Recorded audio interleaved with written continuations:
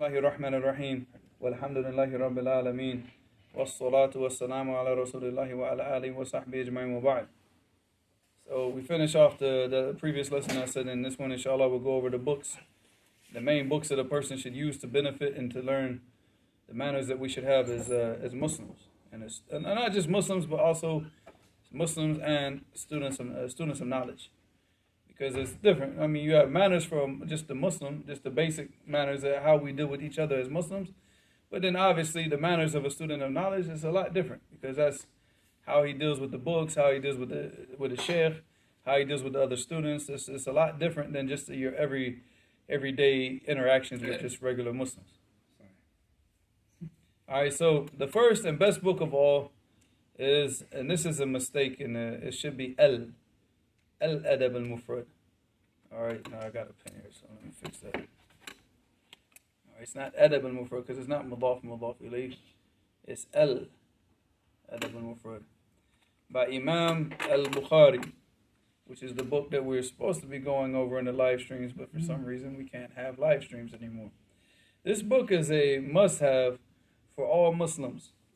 Most Muslims only know Imam al-Bukhari for his book Sahih Bukhari, and they do not know that Imam al-Bukhari has more beneficial books. In fact, Imam al-Bukhari has a book about Khalq al-Af'al al-Ibad, which is a very beneficial book about the actions of the servant being created. It's a good book in Aqidah. It's a refutation of the Jahmiyyah.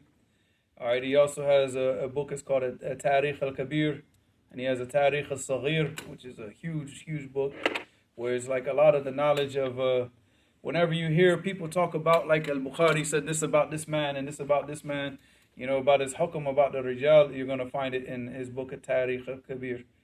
So he has a lot of other beneficial works, you know, but of course the people, they just know one book and that's it. All right. And this is one of the gems of this Imam, which is Al-Adab al-Mufrad. Al-Adab al-Mufrad is a compilation of hadiths about manners. In this book, Imam al-Bukhari did not stipulate the hadith had to be authentic because it is a compilation.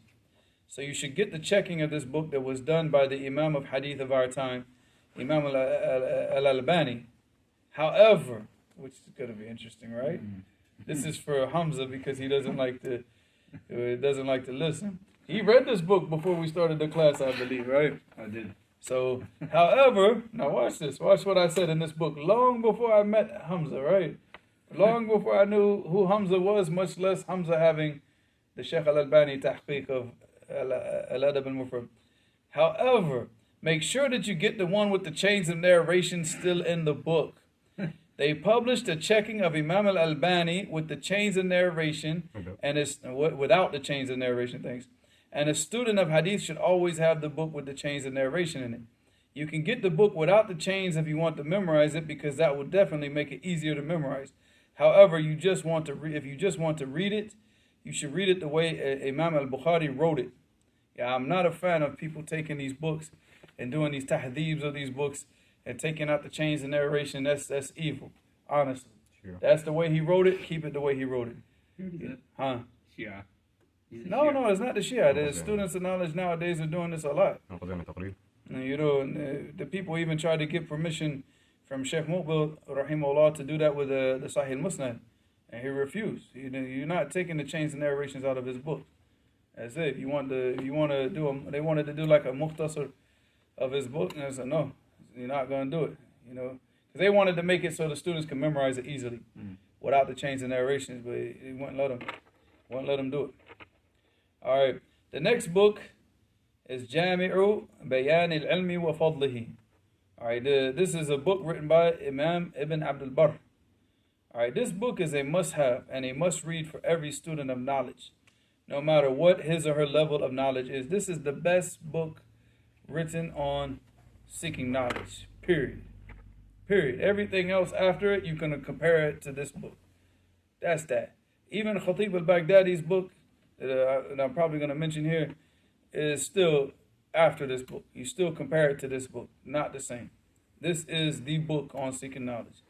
If you want to know how the people of the past, how they sought knowledge and how they dealt with knowledge and how they, the books and the writing and the sheikhs and all this, this is the book that you have to read. Huh? What? يقول الجامع بيان العلم وفصله. No, فضلي. No, in Arabic. Arabic is right. Oh, in Arabic. Oh, yeah. And in Arabic is I was a reading mistake. this. كده أقرأ هذا. Yeah, you're right. Jazakallah khair. Fadlihi, not faslihi.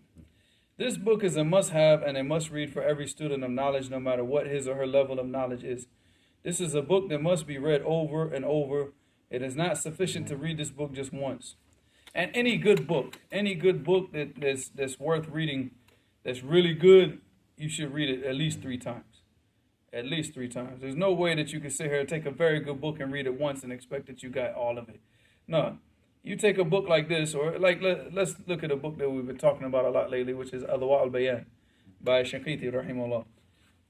If you read it once, you're not gonna get all you're gonna get from the book from reading it one time. Yes, y'all gonna have to man, stop that, because it's just gonna be like fireworks off in the. All right, you read it. If you just read it once, all you're gonna do is you're gonna get an idea of what he did with the book. Second time you read it with a notebook. Third time you read it for a revision. But you have to read any good book, you have to read it at least 3 times. If it's worth reading once, it's worth reading 3 times. All right, and so all of those major books, you should be constantly just reading them over and over. You know, and don't just suffice with one time. All right, it is not sufficient to read this book just once. In this book, Imam Ibn Abdul Barr speaks about so many different issues pertaining to knowledge, from the virtues of knowledge to the manners of the students and ulama. The book is a gem. It is the best book written specifically on the topic of seeking knowledge, period. Another very important book is a book written by Al-Khatib al-Baghdadi called Al-Jami' li-Akhlaq al-Rawi wa Adab. This is Wal Adab. It's not Wal Adab. Wa Adab is Sami'. So in English, that's another mistake. This was transliteration, man. Wa Adab is Sami'. Because it's mudaf ilayh. This book is specifically for the student of hadith. This book is a gem also. He goes through much of the issues that the previous book I mentioned goes through, but Al-Khatib focuses more on issues pertaining to specifically to the student of hadith. All right, this is whereas like Ibn Abdul Barr, he's a student of knowledge, but he's got like the whole last part of the book dealing with like studying usul. So it's not just pertaining only to the student of hadith, but Khatib's book is only for the student of hadith. All right, he goes through much of the issues that the previous book I mentioned goes through, but Al-Khatib focuses more on issues pertaining to the student of hadith. This is a must-read. Al-Khatib al-Baghdadi also has another book that is smaller called Sharafu, because I'm reading in English, man. Sharafu Ashab al-Hadith. It should be, the way that it's written in English, it looks like it's Sharafu. No, but it's Sharafu Ashab al-Hadith, in which he goes over the virtues of seeking knowledge. I love reading both of these books. And Sharaf Ashab al-Hadith is probably the one I read the most, like over and over and over again. I have to reread Jami'. I have to reread that. Let me see, do I have it? I don't know. I got to check it home. I might not have it. It's in Jacksonville. So, one more book that I will mention is an amazing book written by Imam al-Mawardi. His name is al-Mawardi, called Adab ad-Din wa Dunya. And there's different, like people say, well, you didn't write the name right. No, there's different names. Some of them say it's Adab ad-Dunya wa Din. Some books, some prints, they say Adab ad-Din wa Dunya. I wrote based on the book that I had in my possession at the time. So if your book doesn't say the same thing, then go talk to the publisher. It's not my fault. This book is amazing from many aspects. The majority of the books rely solely on Quran, Sunnah, and narrations from the Salaf.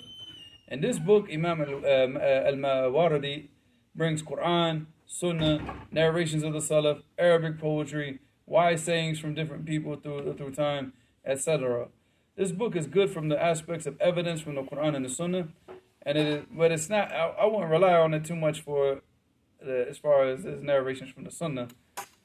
But the benefit of this book is actually the literature aspects, the poetry, and it is good from the aspect of language and literature. This book, with the previously mentioned books, is sufficient for anybody wishing to read on the subject of manners. Imam al-Mawardi's book covers more because he also discusses issues pertaining to manners we should have in the affairs of this world. Whereas everybody else was discussing the manners about the deen, student of knowledge and being a Muslim and dealing with Muslims, but he deals with everything, all the issues pertaining to all different things in the dunya. All right. This book is not constricted to the subject of seeking knowledge. These books are sufficient for a person. Al-Adab al-Mufrad covers all the issues that a Muslim should know about the proper etiquette of a Muslim. The next two books cover everything that a student of knowledge should know about the proper manners and etiquette of seeking knowledge. The final book brings all that together with the added benefit of Arabic poetry and literature. With these books, you are good to go, inshallah. And like I said, these are books that you should be constantly reading. Once you finish one, you should read another. And just as a reminder, especially us in the West, man, because like our manners, you know, is just so messed up. So messed up. And we don't realize that until we leave this country and then we go live overseas, and then we start to realize like how really messed up our manners are, how we are messed up as a people. So Allah understand. And the only thing that we have right now, obviously, are these books. So you got to constantly read them. And Allah knows best. سبحانك اللهم وبحمدك اشهد ان لا اله الا انت استغفرك واتوب اليك.